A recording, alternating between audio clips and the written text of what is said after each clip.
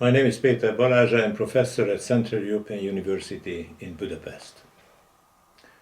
My topic is the resilience of the European Union as a system. Let me start with the most recent events. The COVID-19 pandemic has put all government systems in the world to a hard probe. Facing this new challenge, the resilience of such systems can be directly compared with each other worldwide. The EU is one of the many governance systems. The actual pandemic is undoubtedly the biggest problem for the EU for the moment. But the problem-solving capacities of the Union are tested under the pressure of all the conflicts manifested at the same time. The sudden attack of the mysterious virus has put on the agenda of governance systems three main problems in a short time.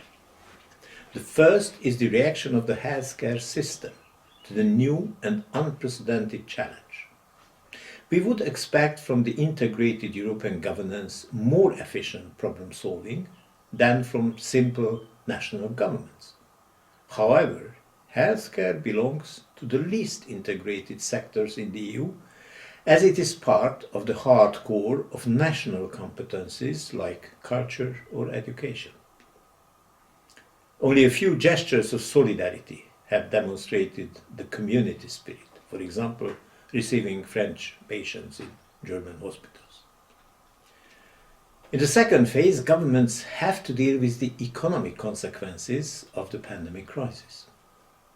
The sudden decrease of both offer and demand led to mass losses of jobs, disruption of transnational production and supply chains. However, in that field, the EU is well positioned and equipped. It can offer short-term help and medium-term recovery programs at community level.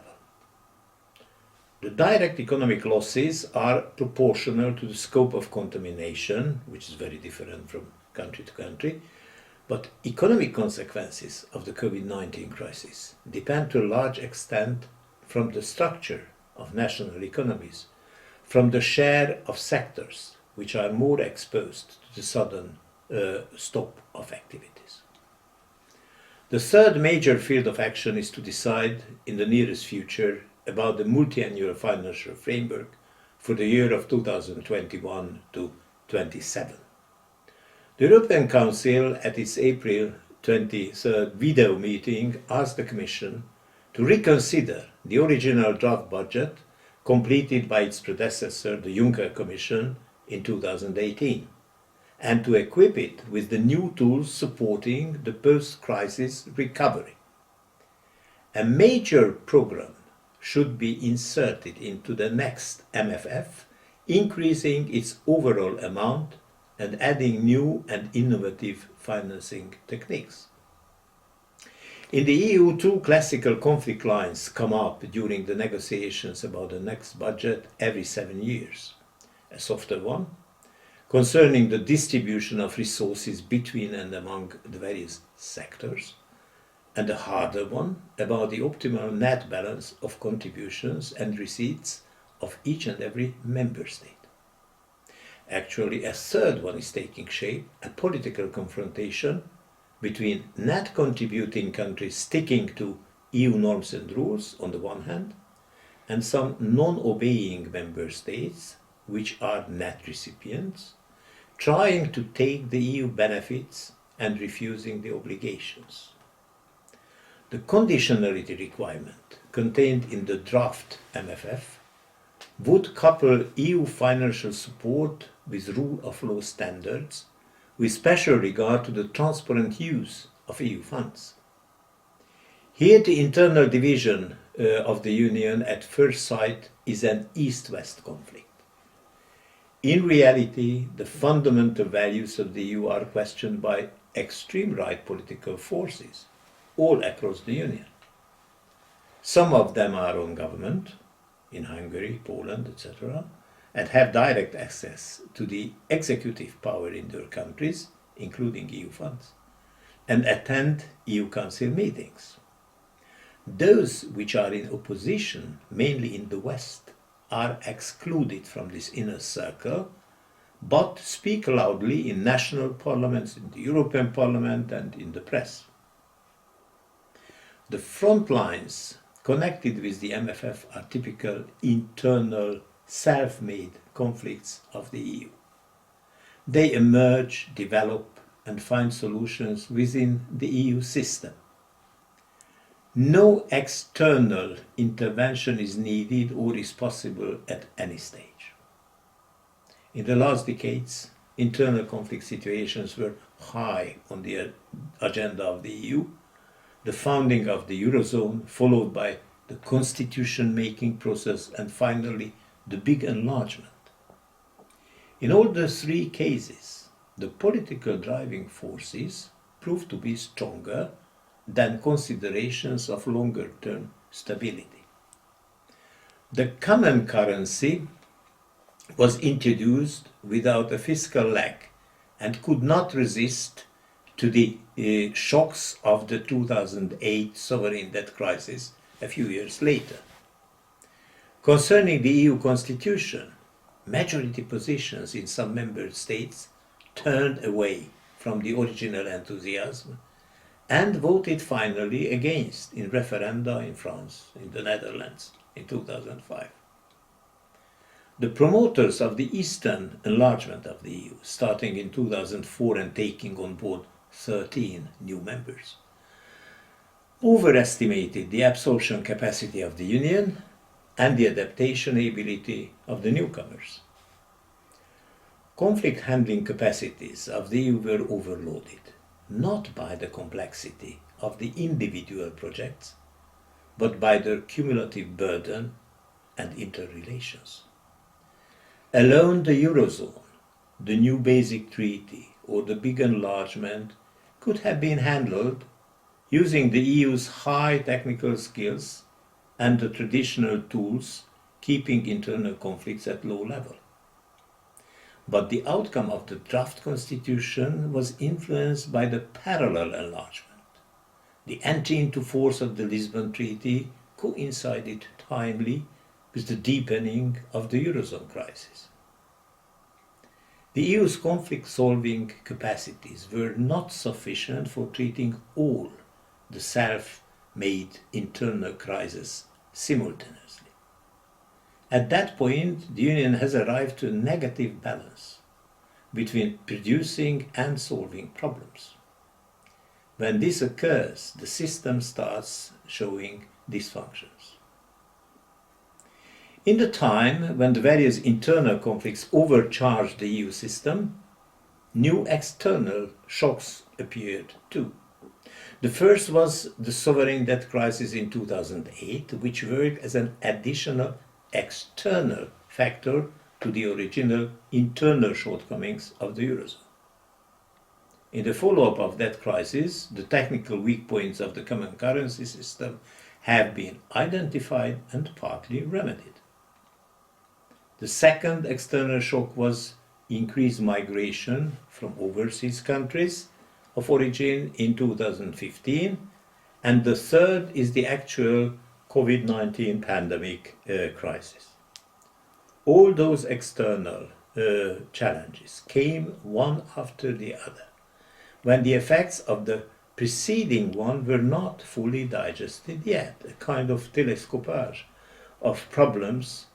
In addition, all the three external shocks were particularly strong and exerted asymmetrical pressures on the EU member states. Some countries were much more hit than others. Let us put the question: are the EU institutions prepared to handle all those internal and external conflicts? The main decision makers in the EU are the member state governments in the Council. Consequently, the whole system works according to government logics. It favors short-term thinking. The pivotal date is that of the next parliamentary elections back home, and the strategic target is to win those elections. From that angle, everything that happens before that date is extremely important for governments, and all what comes later is almost negligible. This short-term logic makes decisions with immediate or near effects tremendously difficult in the EU, and the acceptance of longer-term objectives or engagements relatively easy. However, member states keep their eyes open on creating precedents. An actual illustration is the attitude towards Eurobonds in the COVID-19 context. The urgency of taking action for recovery is evident, but the net financing countries, Germany, the Netherlands, Austria, do not want to create any point of reference or model for the future on taking over debts and political responsibility from southern member states. EU institutions are legitimized by the two well-known tracks, from citizens by the directly elected European Parliament and from national governments by the equal representation of member states in the Council. However, the two parallel tracks can be in conflict with each other. If the member states are equal, citizens are certainly not, and vice versa. The equality rate for one citizen is more than 40 times higher in Malta than in Germany, both being represented by equal delegates in the Council, Commission, Court, etc. Only the European Parliament applies some degree of proportionality, but the equality rate is different even there. One member of the European Parliament represents 800,000 citizens in Germany, 500,000 in Hungary, and 18,000 in Malta. The European Commission is in the crossfire of national influences and of the power struggle between the two institutions representing the EU's double legitimacy.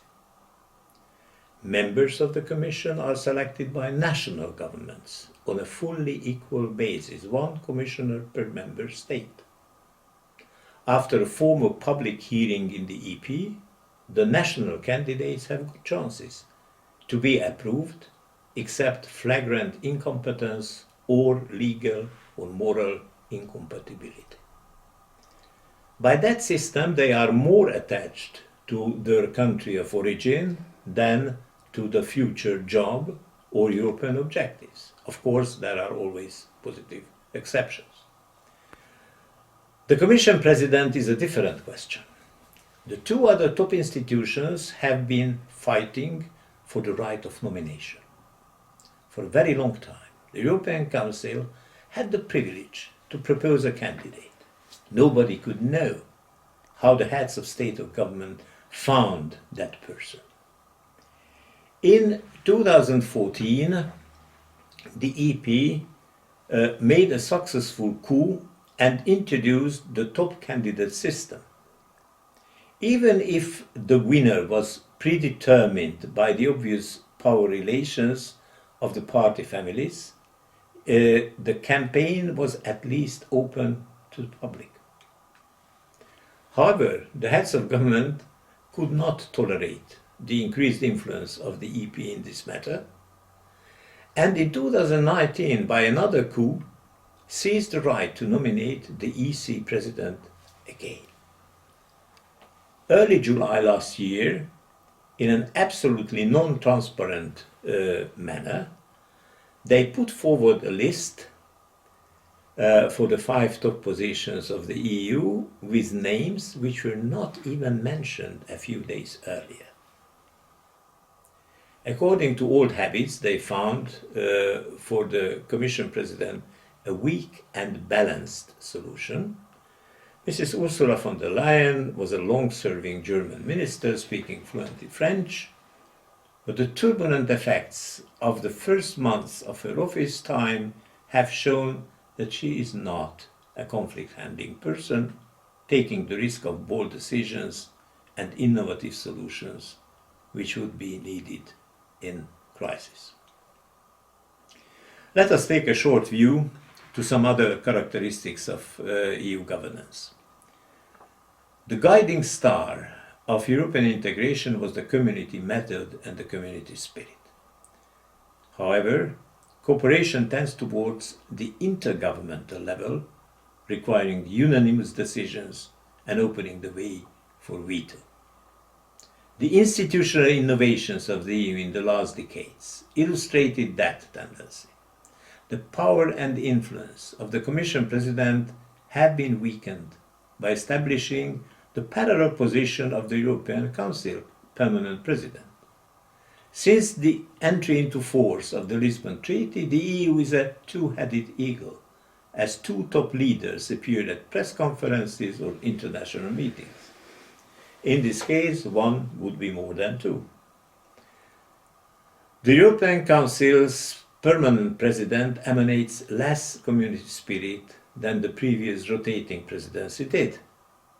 The national government in the EU Council chair for 6 months tried to elevate its action to community level, represent and express common goals and interests.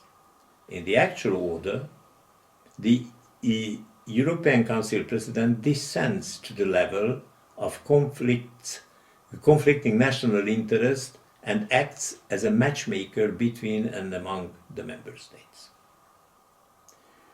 According to neo-functionalist theories, the spillover effect would stimulate the evolution of integration. It has produced good results, but has moved towards adding more and more sectors, a kind of widening the field of action and not deepening the EU's competencies. As a matter of fact, each time when the member states agreed on extending their common action to new sectors, some dilutions of common competencies happened in parallel. Originally, two competence levels existed, national and common. Today, several intermediary competencies figure in the EU treaties, shared, coordinated, supported. How is the policy cycle of governance working between traditional, national and union level institutions? The first phase is target setting. It is more or less balanced between the national and the community levels, with a touch of double standards concerning the time horizons, which I have mentioned. In the second step, implementation tools are less equilibrated. The EU takes the lion's share from regulation, whereas financing is mainly in national hands, including the final distribution of EU funds. The third phase of the cycle, acquiring the necessary public support, is largely manipulated by member state governments. In the well-known blame game, they try to attribute all success and benefits to themselves, shifting the responsibility for missing or failed action on the EU. The time of the famous permissive consensus is over. No general authorization for extending or deepening the integration is granted to the actors in the EU anymore. In Brussels, the most influential players are the heads of state or government, using the externalities of European integration for achieving the shortest term political objectives. Finally, let me say a few words about the place of Europe in the world. The EU is part and product of the post-war world order.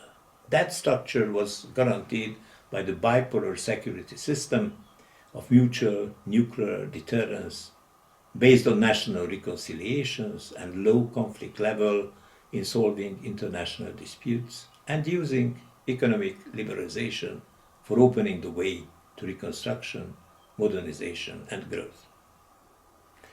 Our actual international order framed by the United Nations has three main weaknesses. First, the exclusion of the losers of World War II from global governance, Germany, Japan, etc., as well as of the emerging powers like India, Brazil, and others. Second, sticking to the heritage of the bipolar security system from which both poles, Russia and the US, retire in different manners.